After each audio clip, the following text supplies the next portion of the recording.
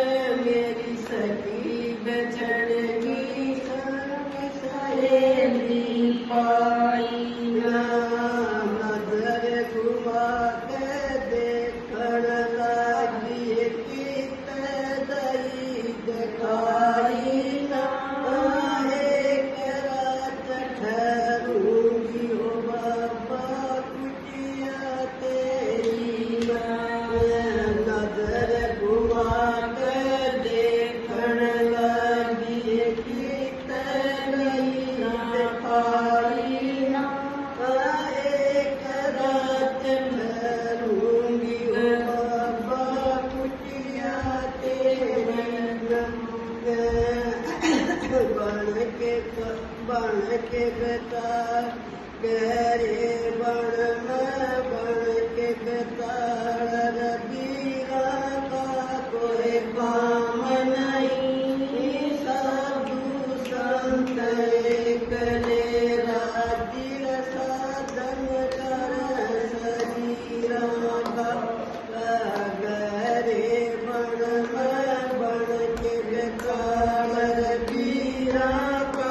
कोई काम नहीं साधु संत एकले राजीर साधन कर शरीर का मेरे कर्मा के पाछे पड़ के सिर फस गया बढ़ दे